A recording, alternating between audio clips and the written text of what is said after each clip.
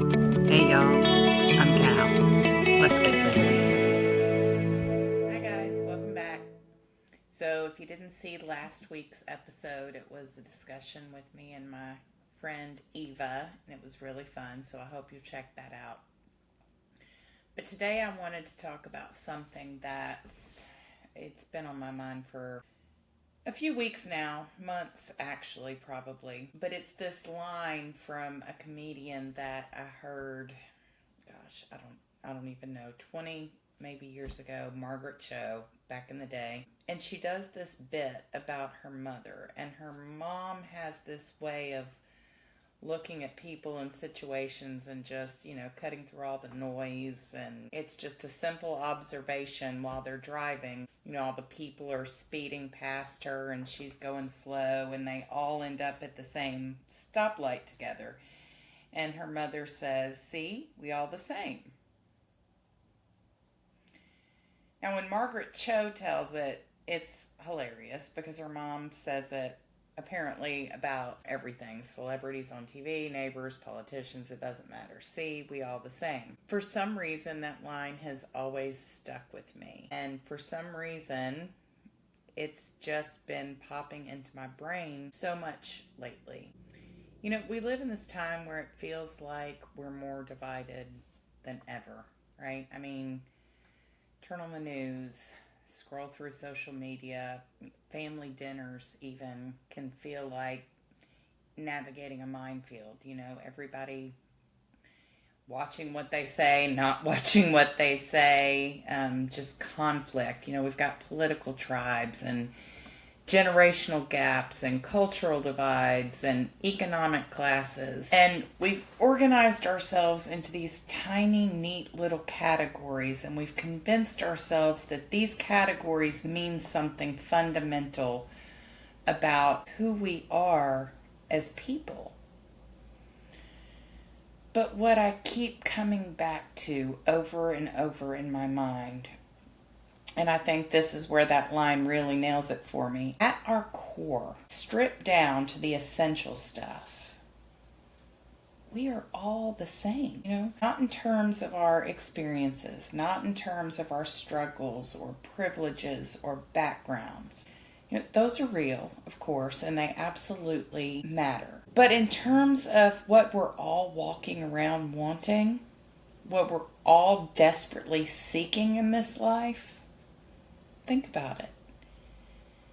When you really get honest with yourself about what you want most in this world, what comes up?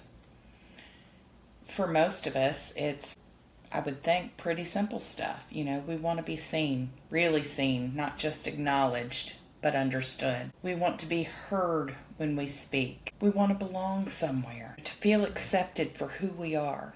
We want our lives to matter, to feel validated in our choices and our struggles. And maybe, most importantly, we want forgiveness from others, from ourselves, for all the ways we've messed up along the way. So, see, we all the same, right?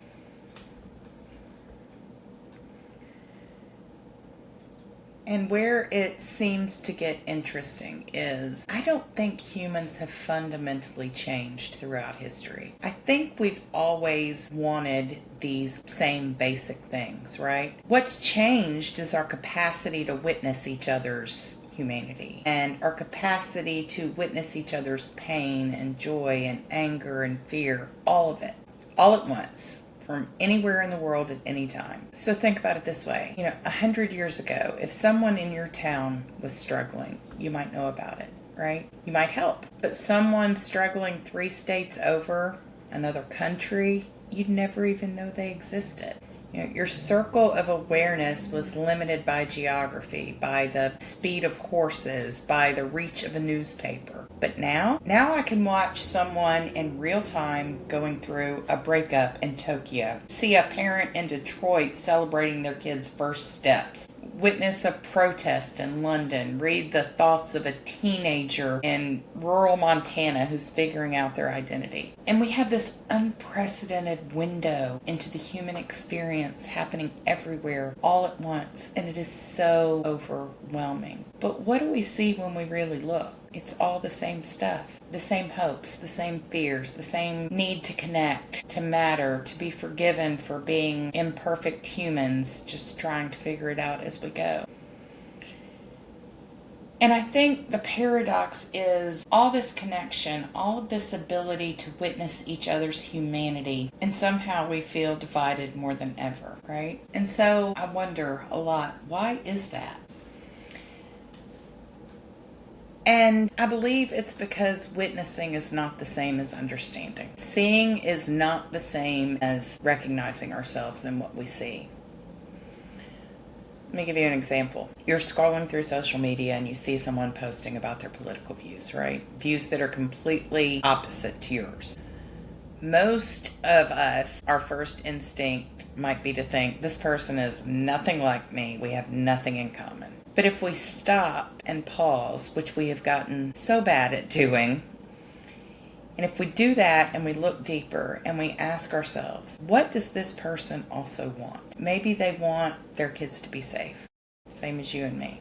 Maybe they want their community to thrive, same as you and me. Maybe they want to feel like their voice matters in this world that, to me, feels chaotic and out of control, same as you and me. And those expressions of those wants might look completely different. The solutions they're advocating for might be opposite to what you believe, but the underlying human needs, we all the same. So let me tell you about something that happened last week. I was at the grocery store and there was this mom in front of me in line with a toddler who was having a complete meltdown. I mean, full scale, lying on the floor, screaming kind of meltdown. And I watched this mother's face just cycle through every emotion, and I felt with her every emotion. Embarrassment, frustration, exhaustion, love, determination.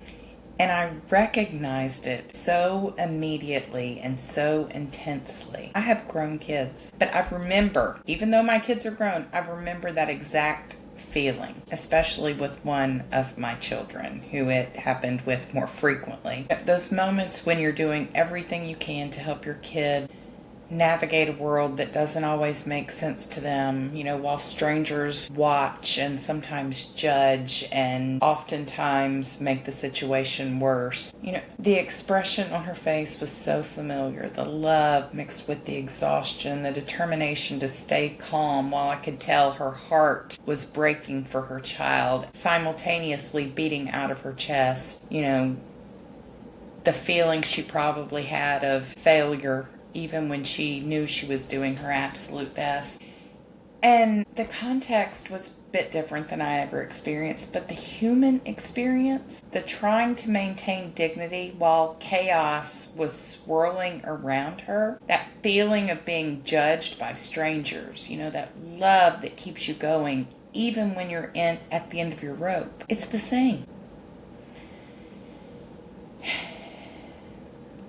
And I'm thinking about family right now. Sometimes when you speak up about something that hurt you, whatever it is, it creates ripple effects that you didn't expect.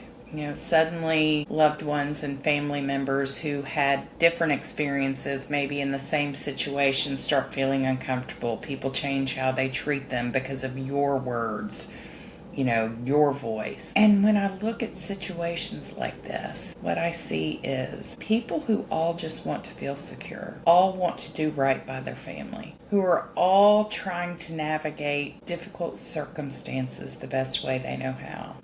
Everyone's experiences can be real and valid at the same time. The discomfort, the tension, the trying to balance loyalty with integrity.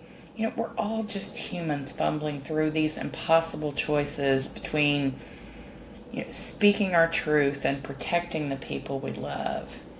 And I just keep coming back to the same thing, the same line. See, We all the same.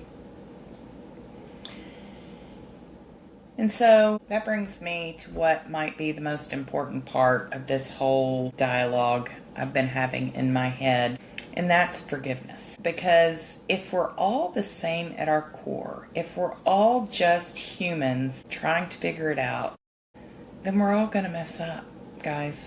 We're all going to say the wrong thing, make the wrong choice, hurt the people we care about, hurt people that we don't necessarily care about but also have no intention of hurting. Fail to live up to our own standards. And for me, I think about the things that, I've done that I'm not proud of. Times that I've been selfish or judgmental or just plain wrong. The relationships I've damaged, the opportunities I've wasted, the ways that I've let people down.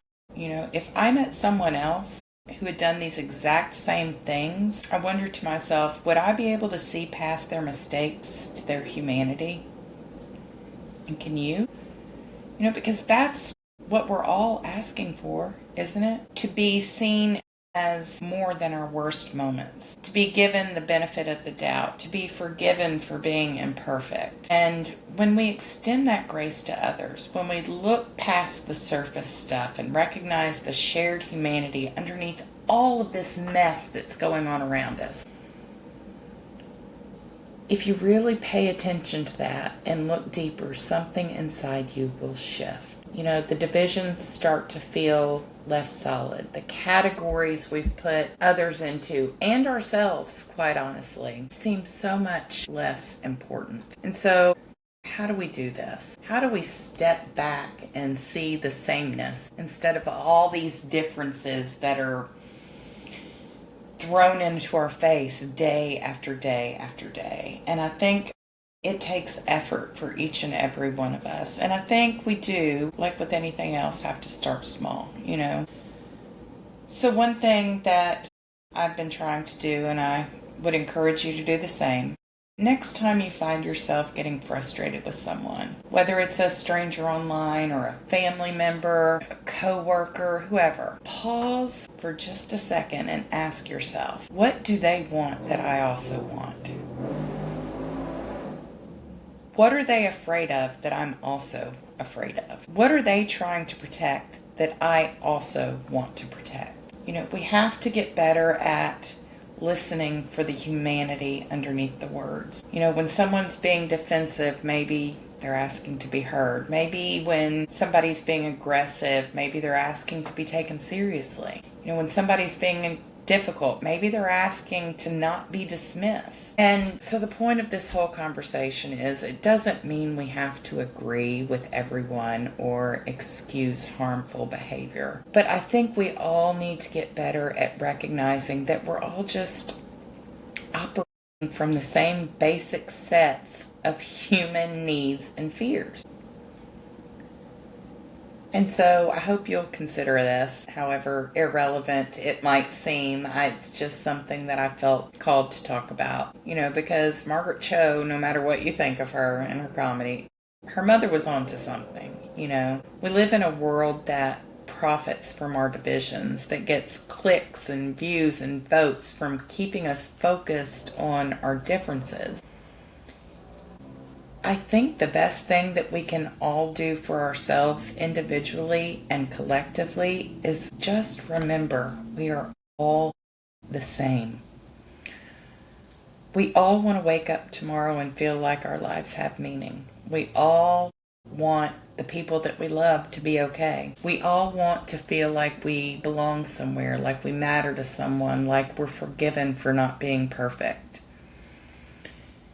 And so the next time you're tempted to write someone off as fundamentally different from you, I ask you to remember that. Look for the places where your humanity meets theirs. Look for the shared story beneath all of the different details, because there's a lot of shared stories there. And, just because at the end of the day, we're all just humans, trying to be seen, trying to be heard, trying to be loved, trying to be forgiven, for all the ways we're still just trying to figure it out. And see, we all the same.